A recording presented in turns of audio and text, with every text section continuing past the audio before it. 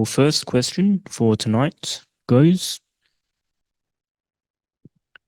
Dear Luang Por, some people say that householders should be careful when keeping pets, for example, pet cats, pet dogs, etc. They say that emotional attachment to pet animals can lead to rebirth in lower realms after death. Is this true? And does Luang Por have any advice for those with pet animals? Well, obviously it can become an attachment. And I think for many people, if you have a pet, you get attached, emotionally attached to your pet, don't you? When the pet dies, you cry. When the pet's ill, you're sad, you're unhappy. You worry about your pet. So this is something to reflect on, investigate, whether it's a pet or just a person, family member or friend. We become emotionally attached to people. So the Buddha was encouraging us to always reflect that in the end, we have to separate from everyone we love and like, whether it's a human or a pet. Try to cultivate metta, goodwill, karuna, compassion with non-attachment. That's a whole practice in itself. To be kind to someone without attaching to them is not easy, but you just have to keep reflecting on the fact that we don't stay together forever. We're like temporary travelers in time. We come together as a family or friends, or you have a pet, and you'll be together for a period of time, maybe many years, but then you separate. The Buddha said, reflect on that every day, not just once. One day I buy this new puppy dog or this new kitten. One day we will separate, and then you never think about it again. That's not real practice, is it? Real practice means every day you remind yourself as you feed your pet, look after your pet. Every day you reflect, and one day we will separate through death. And then you'll become wiser. And that doesn't mean to say you stop looking after your pet, but your attitude changes and you treat the pet kindly, compassionately, but one day you must separate. And nowadays, everybody is getting far too attached to their pets. They have to make videos of them and basically exploit animals. We do a lot of animal exploitation now in the sake of wanting a few quick laughs or to impress our friends and so on.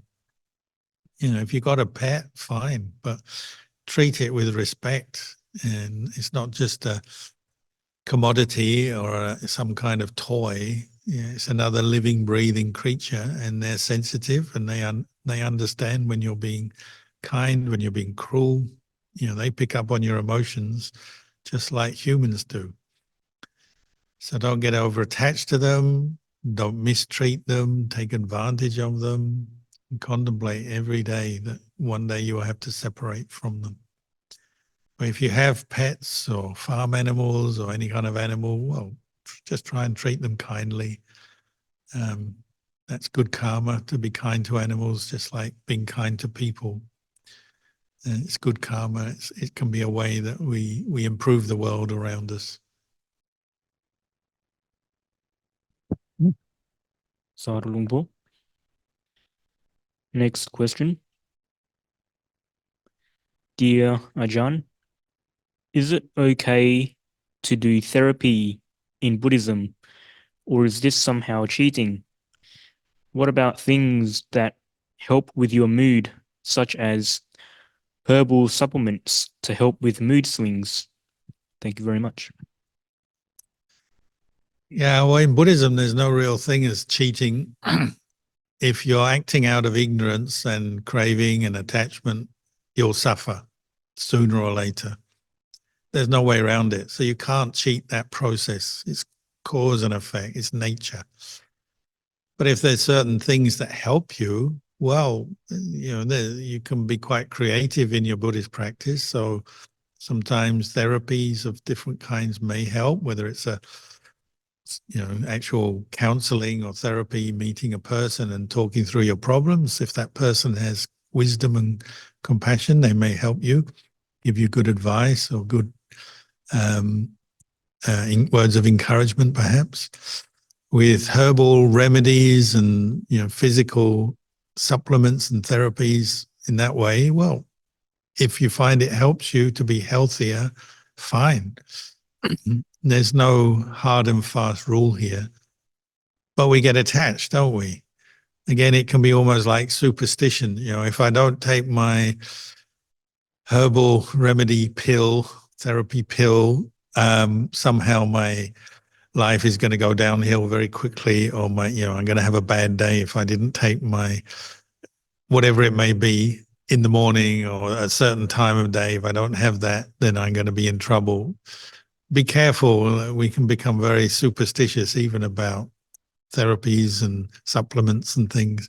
We can become very attached. And of course, meditation is taking you beyond these things. It's saying, okay, there are certain nutriments and herbal things that may help your health, improve your health. But if you don't have them, it's not the end of the world. You can still get enlightened if you don't have your herbal therapy and your supplements. You can still get enlightened, I think. So you have to see there's always a way to raise your mind to the place of non-attachment, to the unconditioned. But it doesn't mean to say on the way there that you can't use different things, herbal therapies, medicinal remedies, and so on. If they're appropriate, if they help you, good. But one day you've also got to go beyond the attachment to these things, and don't let them become a block. You even find monks and nuns like this, where they say, "Oh, I can't go to that monastery because I don't get the supplements I need." You don't want to go to that extreme that suddenly you're limiting your practice. You can't go somewhere or can't do something because you don't have access to a certain therapy or herbal remedy or something.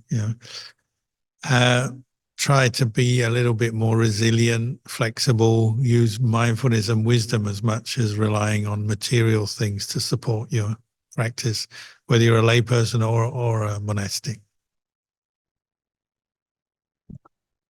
Sadhu Luang Por. Another question.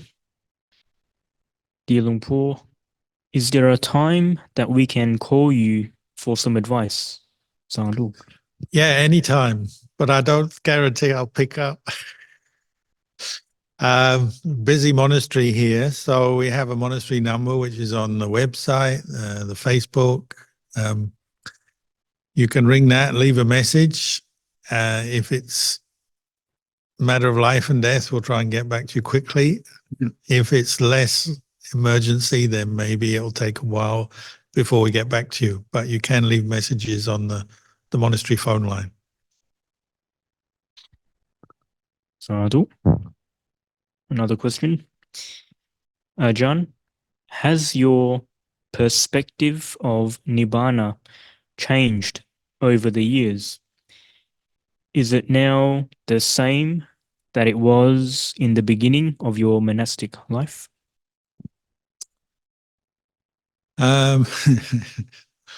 Well, I'm probably a little wiser than when I began practicing, certainly more experienced.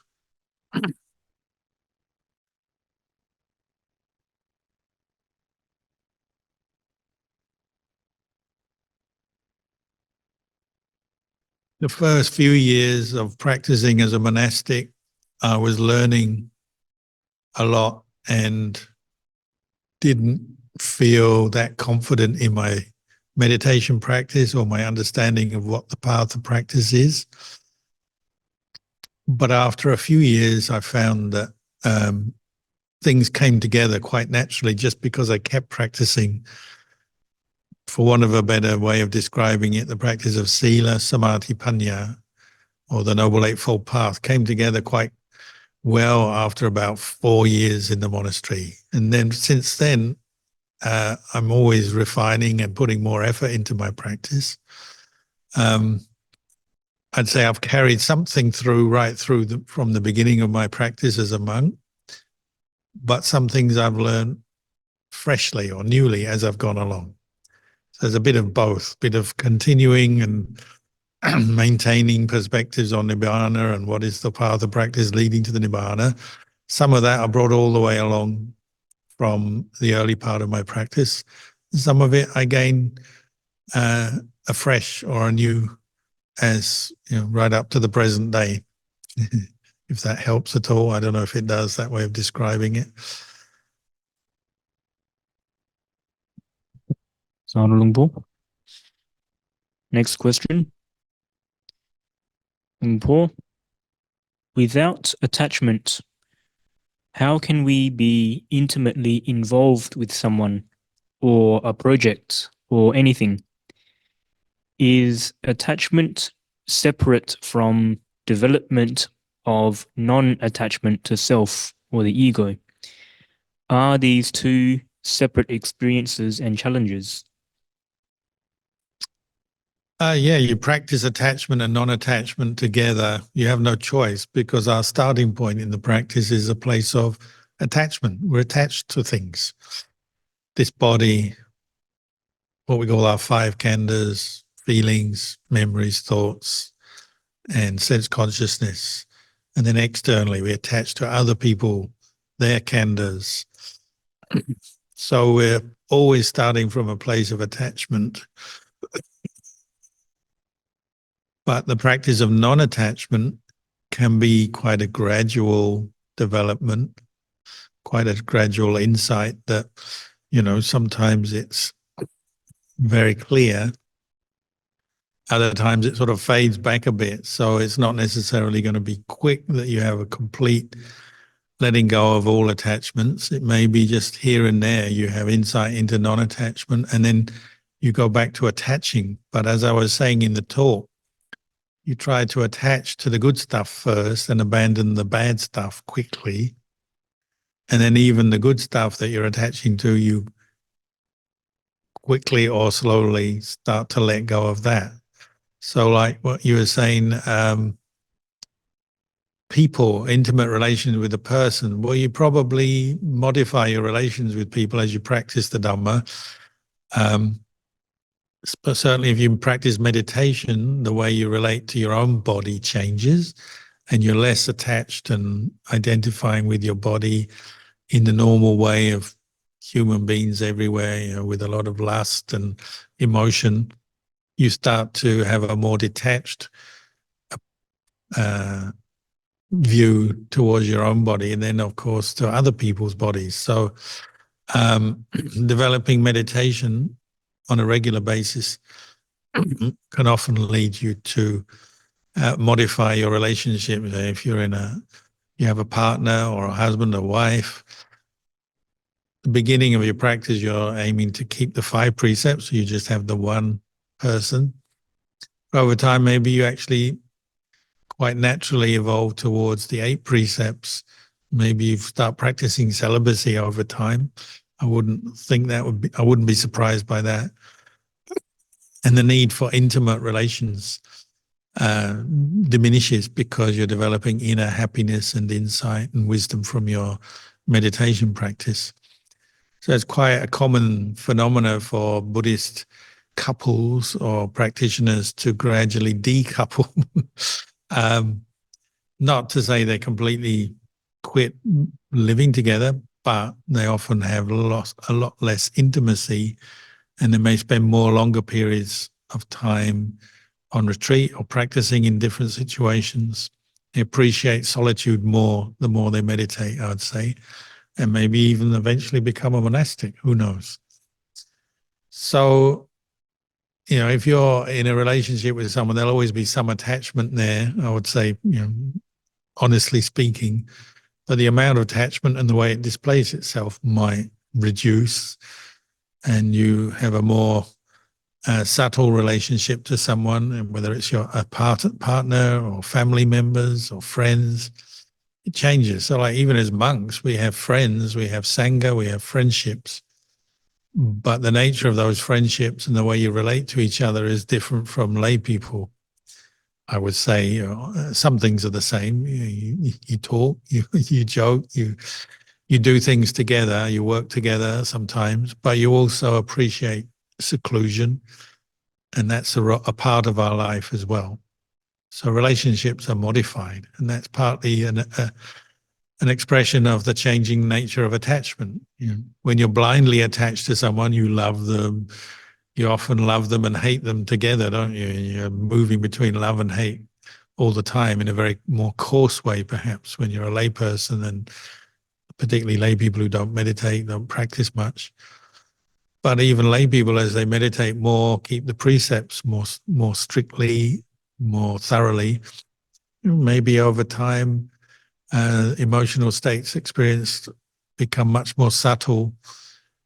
Say if it's husband and wife, maybe over time, the attachment becomes more one of just being more like Kalyana Mitta, supporting each other in the practice of Dhamma, in practicing dana, sila, bhavana, practicing in a more supportive way, and exchanging views on Dhamma, and rather than a more coarse sensual experience, which we might do in the earlier part of our life.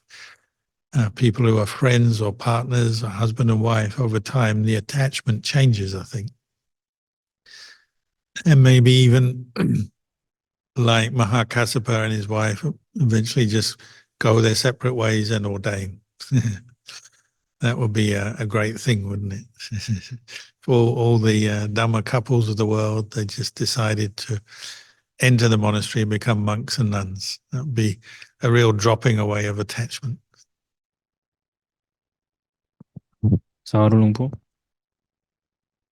Next question. Dear Ajahn, is neutering animals like cats and dogs an unwholesome act? Ask the cats and dogs. If they could speak, they probably wouldn't want it, would they? It's unnatural, but it's often done for practical reasons. So even in monasteries in Thailand, where they get a lot of stray dogs and cats, sometimes the lay community round them up and neuter them because they just keep producing puppies and kittens. But it is an act of karma, isn't it? So it involves a physical act. Maybe some pain is inflicted on the animal, but also even if it's done with anesthetic or in the most sort of humane way possible, it's a deliberate act done to that animal. So there's some karma there that may come back on the one doing it. The easiest solution is don't have a pet in the first place, isn't it? Then this question doesn't arise. And we don't do it to humans, normally speaking. You know, you don't go and neuter your uncle or your auntie or your granny, do you? So if you can avoid it, probably that's best. If you can think of another solution to the problem, that might be the best, rather than risking making some kind of negative karma. Sadhu Luang Por. Next question. Thank you, Ajahn, and all for the session. About pets, what is the impact on the future lives of pets if they are being treated in this life while they are animals as if they are human beings, such as being super doted upon or extremely spoilt by their owners? Thank you. Well, they say one of the strongest causes for an animal to be reborn in the human realm is by living in close proximity to humans over and over again. Their consciousness gradually absorbs more and more human characteristics and less animal characteristics. But still, it's a very powerful karma, negative karma, we'd say, to be reborn as an animal of any sort, and very difficult to get out of the animal realm. It's considered a lower realm. It's a realm of suffering. You can't become enlightened as an animal. You can't make much good karma. You can't learn things as an animal. So it's not ideal. But if animals come in contact regularly with humans, they see them, they receive the kindness of humans and help and so on, that can incline the mind of the animal to more and more towards the human realm. But as I was saying earlier, sometimes we overdo it and people really exploit their pets, treat them in a way they wouldn't treat another human being, say. They wouldn't, sometimes people make fun of their pets or hurt their pets without realizing, or do all kinds of things that maybe are not appropriate with their pets. So be careful not to get too attached to them and reflect on them like, humans as well. We don't live here forever. Try and treat your pets with compassion, but don't get attached to them. And certainly don't aspire to become reborn with them, because animal rebirth is a rebirth in a lower realm. It's, you're asking for suffering to be reborn as an animal. Sadhu Luang Por. Another question. Dear Ajahn, this is about my daughter. She says she feels anxious when she goes to a public place, so she tries to avoid such places.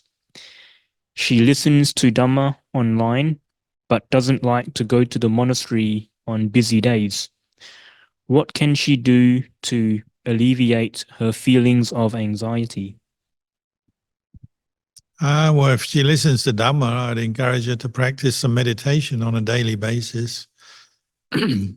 Develop this ability to calm the mind using a meditation object, such as the breath, recollection of the Buddha, or loving kindness. If you have a technique that you've used before that you trust and you found you've had some peace with, then when you do have feelings of anxiety in whatever the situation, maybe you can use that meditation object at that time to help calm you as you face those feelings of anxiety. And then also to contemplate the impermanence of them. Feelings and thoughts based in anxiety are temporary. They come and go. They have their causes, and obviously you have our sympathy if you're experiencing anxiety, but try and see it in a detached way. You're not always feeling anxious. You'll feel anxious in certain situations which may trigger it. So reflect on that. This anxiety arises and then it passes away, and then there'll be a period of time when you're not anxious. And the more you can establish mindfulness and see anxiety as impermanent, as not self, that will help you to be able to let go of it. It will help undermine it so it doesn't keep coming up so often, so strongly. Obviously, when it does come up, try to be patient with it. See if you can ignore it. You just carry on with whatever you've decided to do, even if the anxiety comes up. Just watch it, but don't act on it. Don't react to it. Just watch it. Oh, there's this feeling when I go to a public place or there's a crowd. Just notice how you feel and see if you can learn how to ignore the anxiety and do whatever it is you want to do. Don't let it limit you. Don't let it cause you suffering, or let it be a limitation on doing good things, perhaps. See if you can just be patient with it, ignore it, and reflect on it as impermanent, as not self.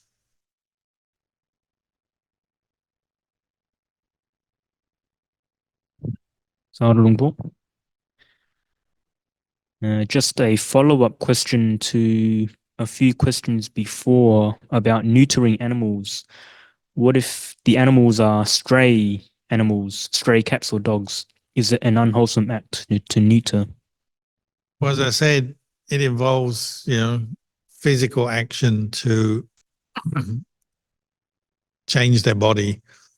So that is a karma. That's a karmic act that you're taking on. I know it can be done out of a concern to reduce the suffering of stray cats and dogs constantly producing litters of puppies and cats, and all the associated suffering, the hunger and the pain of that. But whoever takes on that karma has to accept I'm making some karma here as I do this neutering or as I organize or instruct someone else to neuter them. So just be aware of that. There'll always be strays in the world, unfortunately.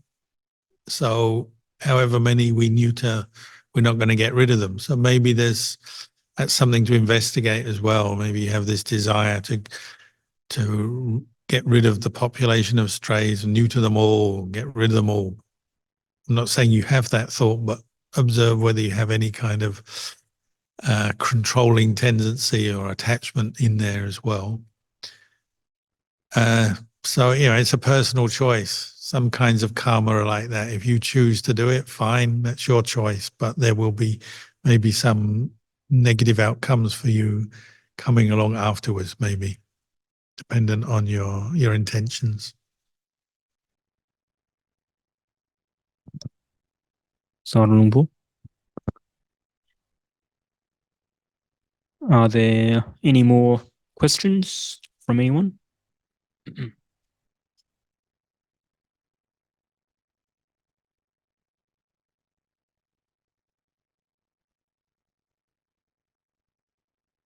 Okay, looks like there's no more questions on board.